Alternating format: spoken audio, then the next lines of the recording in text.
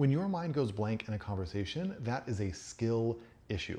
I don't say that to be mean. I say that because literally the problem is that there is a skill that you need and you don't have it.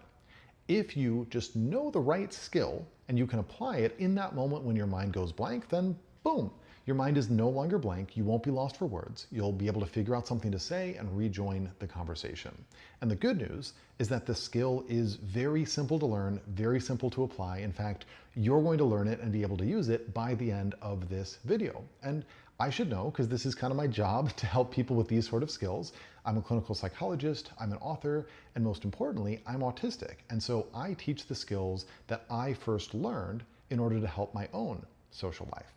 So what is the skill? I'm going to start by teaching you the specific skill that you need to break free when your mind goes blank, and then I'm going to teach you the psychology behind the skill, some tips for practicing it, so that if you just want to learn the skill and bounce, you can leave right after you learn it, but then if you want to stick around for later in the video, there's going to be some real value there so that you can understand why the skill works and what's going on inside your mind when your mind goes blank. Okay, but I promised you that I was going to tell you the skill, so I will do that right now.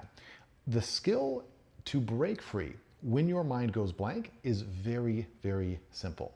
All you need to do is force yourself to say something clumsy but kind. I'll say it one more time. You need to force yourself to say something clumsy but kind. What do I mean by that? Well, something clumsy means that you say something that isn't very good. It's kind of boring, it's kind of basic, it's a little bit awkward. And then something that is kind means that even though the thing that you're saying is kind of boring or basic, it is still, well, kind. It is caring to the other person. It shows interest in them. It makes them feel a little bit good about themselves. For instance, some way that you might put that together is you might say, hey, that shirt that you're wearing is really nice. Where did you get it? That's kind of clumsy, right? It's sort of a boring point of conversation to ask somebody about their shirt, but you know what? It's kind. It makes them feel good, like you appreciate their shirt, and it gives them something to talk about. Another example of something that is clumsy but kind might be to say, hey, earlier in the conversation, you were telling me the story about walking your dog. When did you get your dog? I never actually heard that. That's also a little bit clumsy because you are thinking back to something that happened earlier in the conversation, but you know what? It's kind. It's showing interest in the other person. Or maybe you just sort of do something out of left field. You're like, hey, you know what? This isn't totally relevant, but I was just thinking about this new TV show that I watched, and have you ever seen that? That, again, clumsy, kind of strange to bring up a new TV show out of nowhere, but it's kind. It's showing interest. It's giving the other person the chance to share their input. What all of these things have in common is that they get the conversation moving again, and most importantly, they avoid any sense of danger or downside. Because even if the thing that you say is clumsy, well, it's still kind. And so it's not going to be hurtful, it's not going to be offensive, it's not going to create any reason why the other person would reject you or get mad at you. And you can kind of imagine this by putting yourself in the other position, right?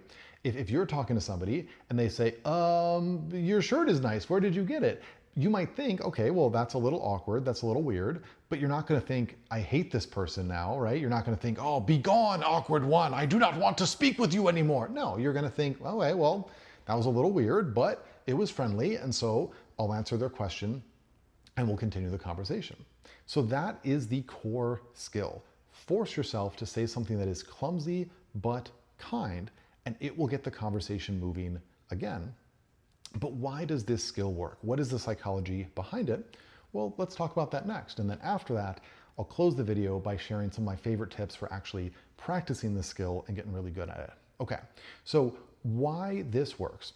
In order to understand that, we have to kind of go inside your mind and realize that when you feel like your mind is going blank, it is actually the opposite of that. It's actually that your mind is running 1,000,000 miles a minute, and it is thinking of all of these different things to say, and it's deciding that none of them are good enough. The problem is one of filtering. Your mind says, oh man, we really need to not mess up this conversation. We really need to impress this other person, so we got to come up with the right thing.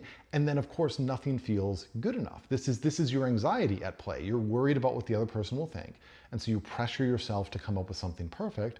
And of course, because nothing's perfect, well then, you can't think up of anything. The problem, to be clear, is one of filtering. It's like if you're getting a million emails coming to your inbox, but all of them are ending up in your spam. The problem is not that you need more emails. The problem is that your spam filter is misconfigured. So the reason why this technique works is because it breaks free of that mental filter that says we have to come up with the perfect thing. Because you say, no, I'm going to come up with something clumsy. It's not going to be perfect. In fact, it's definitely going to be kind of bad. But then you still comfort your anxiety. You help you help prevent your anxiety from overreacting because you say, but we have a safeguard. It's also going to be kind. And so your anxiety thinks, oh, this other person's going to be mad at us. They're going to reject us. Well, no, as long as what you say is kind, you know that those things that you're afraid of will not happen. And so you have the courage and the safety to say the clumsy thing. And then once you say a clumsy thing or two, it adds some momentum back into the conversation and it gives your mind permission to start thinking of less filtered kinds of things. And then you can kind of rejoin the conversation and hopefully come up with something better to say. So that is why the clumsy but kind approach works. It's not just like some magic spell. It is specifically targeting this mental block where your mind is filtering out everything because you don't feel like it's good enough. And by deliberately giving yourself permission to do something that's not that good, it breaks you out of that cycle. So the last thing that I want to share is how to practice and really get good at this skill. Because it's one thing to just learn the skill, it's another thing to really know how to use it consistently. And so for this skill specifically, what I really like to recommend is that you try watching some TV shows that have a lot of dialogue, Parks and Rec, The Office, things like that. And then during the dialogue, just pause the show randomly and pick somebody in the conversation to be you. Like imagine that you are a particular character and then say, okay, if I was in this conversation, what would I say next? And chances are your mind's going to go blank. That's kind of a challenge. And so then you say, all right, what is something clumsy but kind that I could say if I was in this conversation? And you'll come up with something that probably isn't very good, but that's okay. That's actually the point, right? Because then you will practice saying something that's not very good, but that is still kind. And then once you do that a few times watching a TV show, well, then it becomes much easier to do that in real life. And you can kind of ramp up your practice in real life too. Maybe you say, all right, every time I go to the grocery store, I'm going to say one clumsy, kind thing to the cashier, right? Like I'm going to tell them, that I like their shirt, or I like the ribbon in their hair, or something like that. Kind of clumsy, but it's kind. And I'm going to practice coming up with those things even when I feel that anxiety, even when I'm lost for words. And that's going to make it second nature for you to use in real life. So give that stuff a try, practice it, watch a TV show, and go out and use it in your conversations. The next time that you are lost for words, your mind goes blank, say something clumsy but kind and see if it breaks you free. My sense is that it almost certainly will. If it doesn't, you can come back, leave a comment, tell me about it. But yeah, that's all I got for you for today.